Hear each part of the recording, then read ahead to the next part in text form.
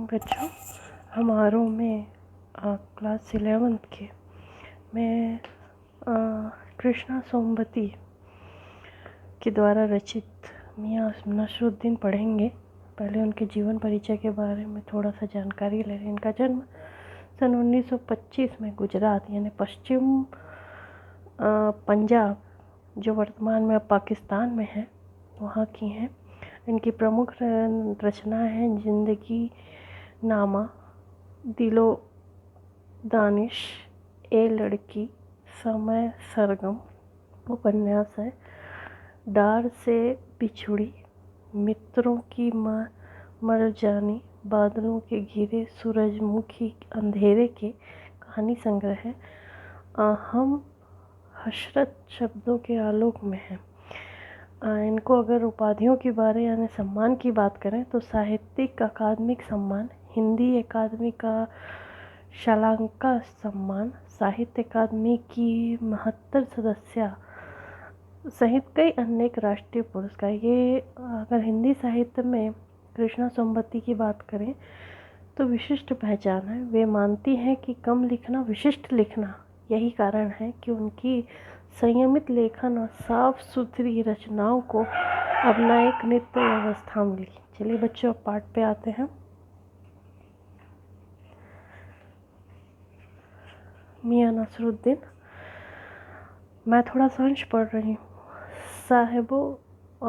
साहबो उस दिन अपना मटिया महल की तरफ से गुजर रहा था। गुजर जाते तो राजनीतिक और साहित्यिक कला के हजारों हजार मसीहाओं के धूम धड़ाके के नमाइबों के मसीहा मियाँ नसरुद्दीन को कैसे तो पहचानते और कैसे उठाते लुत्फ़ उनके मसीही अंदाज का। हुआ ये कि हम एक दोपहरी जामा मस्जिद के आड़े पड़े मटिया महल के गड़ैया का ढेर सांते देख ठिठक गए। सोचा कि सेवइयों की तैयारी हो रही है। पूछताछ पर मालूम हुआ कि खानदानी नानबाई मियाँ नसरुद्दीन की दुकान पर खड़े हैं और मियाँ मशहूर हैं 56 किस्म की रोटियाँ बनाए हैं। नानबाई एक उस ज़माने में खिताब दिया जाता था अच्छे खानसामाओं के लिए, और मियाँ नसरुद्दीन बाबा पूर्वजों से ही जो है अच्छे किस्म की रोटियां बनाने या नाना प्रकार के अच्छे रोटियां बनाने का इनको हुनर हासिल था, इसलिए वो उसका नाम उस पूरे क्षेत्र में बहुत मशहूर था।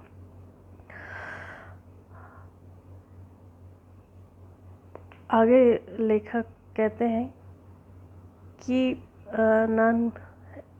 हमने जो अंदर झांका तो मियाँ चारपाई पे बैठे बीड़ी का माजरा ले रहे थे। मौसम की मार से पका हुआ चेहरा, आंखों के नीचे झाइयाँ, भोलापन आसानी से मंजिल और कारीगरों के ऊपर तेवर दिख रहे थे। हमने ग्राहक समझ के मियाँ ने नजर उठाए, फरमाइए। चूँकि ये पूरी कहानी जो कृष्णा सोमवती जी ने लिखी है, ये एक मुस्लिम कल्चर की कहानी है और मियाँ नसरुद्दीन जो है एक मुस्लिम कारीगर हैं जो रोटियां बनाने का जो हुनर सालों साल से उनके दादाओं परदादाओं के द्वारा मिला। एक व्यक्ति वहाँ से गुजरा, नाम सुना था मियाँ नसरुद्दीन की नानबाई, लेकिन उनके बारे में जानता नहीं था।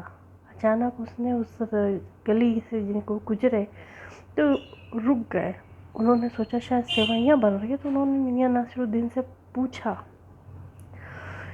या उनको देखा तो वो एक चारपाई पे बैठे। उस समय चिलम पीने की आदत थी, तो फिर मियाँ ने तो झिझकते हुए उस व्यक्ति ने पूछा कि आप क्या कुछ सवाल पूछ सकते हैं, अगर आपके पास वक्त हो। तो मियाँ नसरुद्दीन जो है पंचहारी अंदाज में सिर हिलाया, निकालने लगे, वक्त थोड़ा, पर ये तो कहिए आपको पूछना क्या है। यानी उन्होंने फिर वापस उनसे उल्टा सवाल किया, फिर घूर कर देखा और जो मियाँ कहीं आप अखबारी नवीस तो नहीं है, मतलब आप कोई पत्रकार तो नहीं है, ये तो खोजबीन की खुराफात है, कहीं आप कुछ खोजबीन करने नहीं थे। अखबार बनाने वाले और अखबार पढ़ने वाले दोनों से मेरा कोई संबंध नहीं है, ऐसा मियाँ नसरुद्दीन उस व्यक्ति को जवाब देते हैं, क्योंकि मैं दोनों को निठल्ला समझता हूँ।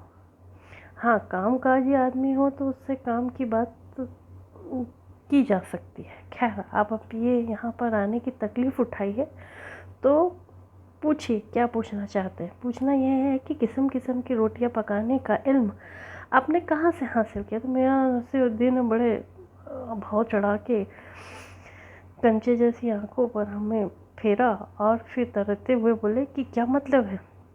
पूछिए साहब, नान भाई इल्म लेने के लिए कहीं और जाएंगे क्या? नगीना साज लोग, यानी जो नगीना के यानी अंगूठियाँ बनाते हैं, सोनार जो होते हैं, वो क्या कहीं जाते हैं? नगीना सास के पास जाएंगे क्या? आयना सास के पास जाएंगे क्या? मीना सास के पास जाएंगे या रफूर या रंगराज या तेली तंबोली से सीखने जाएंगे? क्या फरमा दिया साहब आपने। ये तो हमारी ख़ानदानी पेशा है। और इल्म की बात तो पूछिए, कुछ और भी सीखने के लिए वालिद उस्ताद से ही सीखा है। मतलब यह है कि घर से ना निकल के हमने कोई पेशा अख्तियार करेंगे, यानी हमने जो कुछ भी हासिल किया है वो अपने बाप दादाओं से ही हासिल किया है।